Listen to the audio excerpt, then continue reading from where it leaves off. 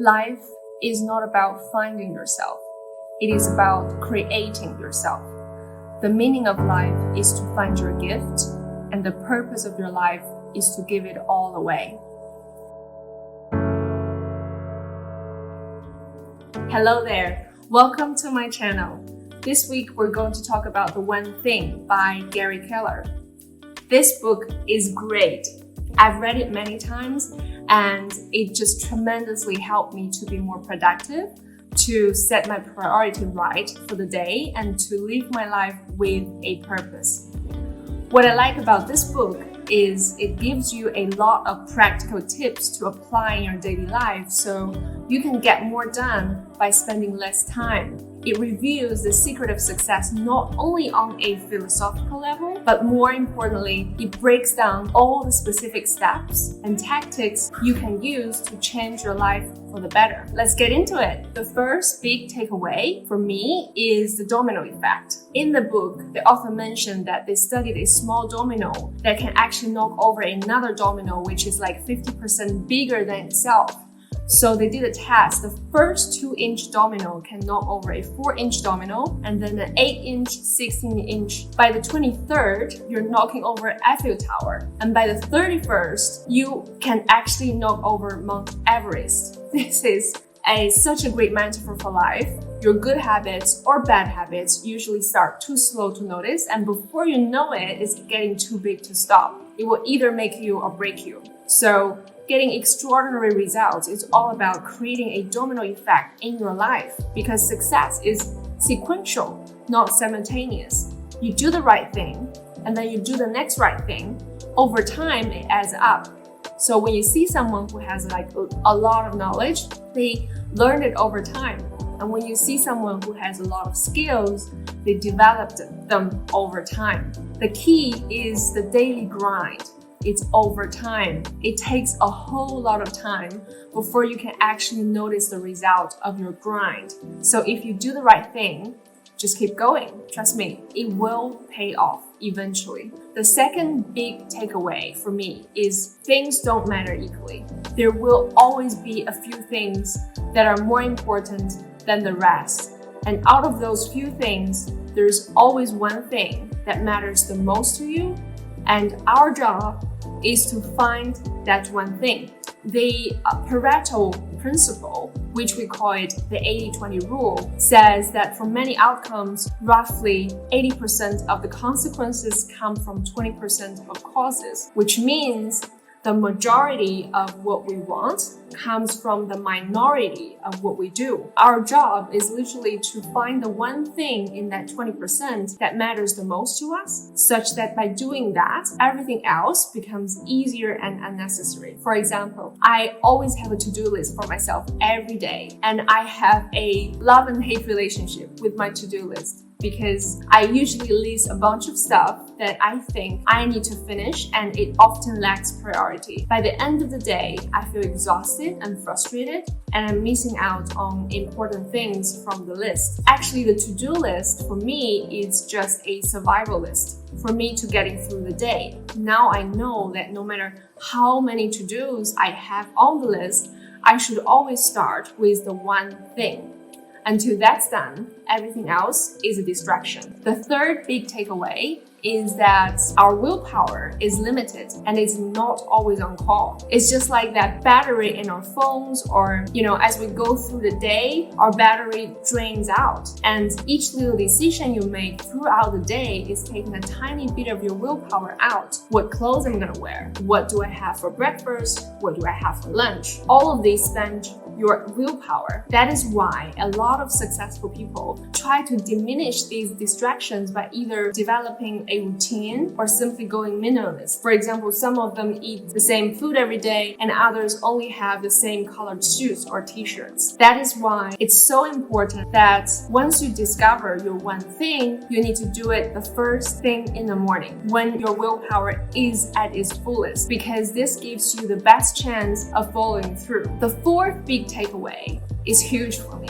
Hear this. You don't need more discipline to achieve success. People tend to think, oh, he's just successful because he's just different, or oh, she's successful because she's just more disciplined. It's just not true. It's so humbling to know that this is one of the biggest misperceptions out there. The truth is, you and I both have just the right amount of discipline to achieve whatever we set our mind to in our life. The key here is to use your finite discipline to develop a habit that will benefit you for life. When you discipline yourself, what happens is that you're simply training yourself in a specific way. If you stay with this long enough, it turns into a habit, a routine. Then you release that from taking your discipline and willpower. This is the key, because when you see people who look like disciplined people, what you're really seeing is people trained a lot of good habits into their lives. What you need to do is just choose the right habit, one at a time, and bring just enough discipline to do just that. Then you're all set. The next time you will just go autopilot. So what's really important is that you need to build one habit at a time. Give each habit enough time, because research shows that it takes on average 66 days to completely bring that habit into your life. And bear in mind, it's always harder the first couple of days because that feeling is not going to be permanent. As you practice this habit further, things will only get easier and that habit of yours will only come more natural. The fifth big takeaway is to dream big and ask bigger questions, because no one knows where their ultimate ceiling is. People will tell you, okay, this is your ceiling, only go this far, based on their experience. So don't limit yourself, don't settle for less. Our belief literally determines how far we can go. Remember that story from Roger Bannister, the American athlete? So before the year 1954, no one believed that someone can run like 1 mile under 4 minutes. And this belief was so strong at the time and deeply rooted that people thought running 1 mile under 4 minutes was physically impossible for human beings, until Roger did that. So surprisingly, in the next few years, there are more than 900 people, including a 40-year-old man and a high school student. They all managed to run 1 mile in under 4 minutes. Well, this story tells me what you believe really determines how far you can go. Narrow-minded people around you will think you're crazy sometimes, but don't let their fear become your limits. Well, I'm sure you have similar experiences. You know, many times when I wanted to do something which seemed to be a big stretch at that time, later turned out to be much easier than I thought. And when you look back, would you believe you're where you are right now, like 3 years ago? You know, the best part is, on the journey to achieving big, you become bigger. Maybe you don't reach the goal, but that's okay, because you're already becoming a way better person than if you think small. So my friend, act bold and ask bigger questions. Just double down every area in your life, every area. If your life is 10, ask yourself, how can I make it 20? If your dream doesn't scare you, then think again. People who are crazy enough to think they can change the world are the only ones who do. The sixth big takeaway is ask the right questions. The quality of our lives depends on the quality of questions that we ask ourselves. How we phrase the questions we ask ourselves determines the answers that eventually become our life. Our brain is like a Google search engine. Whatever questions we ask ourselves, it will always try its best to search for the answers within us. The right question should be big and specific. It's not like, how do I look fitter? Rather, you need to ask yourself, how do I achieve this much weight, have this percentage of body fat, and this much muscle mass? You shouldn't ask yourself, how do I grow my sales? Instead, you should ask yourself, how do I increase my sales by 40% within the next 3 months? The more specific it gets, the better you can measure it. Always ask the focusing question in each area of your life. What is the one thing I can do for my personal life, for my relationships, for my business, for my physical health, for my spiritual health, such that by doing this, everything else will become easier or unnecessary. The seventh big takeaway is the 4 thieves of productivity. There are 4 thieves that actually impact your productivity. Number 1 is inability to say no.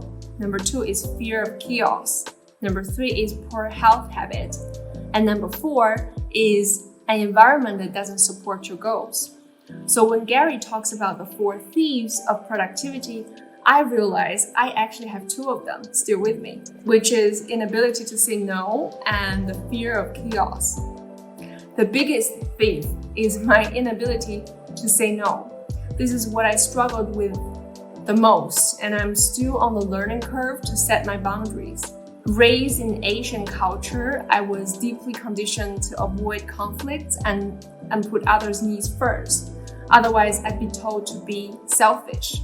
As I'm getting older and lived in the Netherlands for more than 10 years, I realized that you can't please everyone. No matter what you do, someone will always be unhappy. So even you're the nicest person on earth, you can still tell people no sometimes because you're setting your boundaries, not being selfish. Because your time is limited, and focus on your goals means you need to decide what things you're not going to do. And you can say no with respect, or say no with an alternative time suggested that's not conflicting with your schedule. Or even you can say no with a polite redirection who might be able to better help them. Another thief is fear of chaos.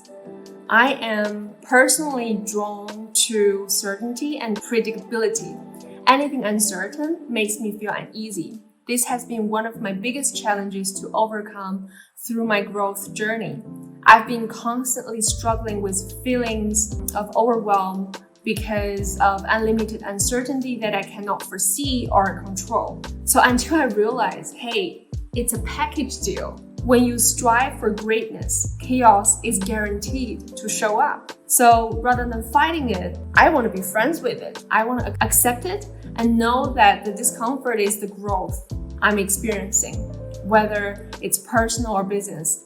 So I need to get used to it and get over it. Number 8, happiness is not on the other side. It happens on the way to fulfillment. There's a saying that I love. It says, happiness happens in the absence of pursuing it. So when you stop looking for happiness, you're actually getting the closest to it. Because by actively seeking it, you're sending a message to your subconscious mind that you're not happy right now. I often tend to think, when the business grows to that scale, I'll be happy, or when I can live in this beautiful house, I'll be happy.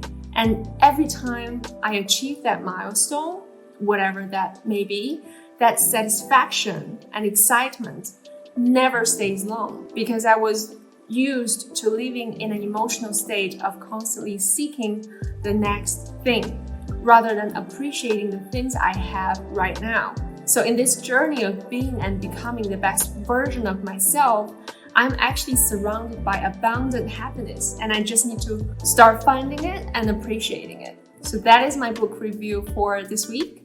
If you like my content, don't forget to subscribe. I'll see you next week.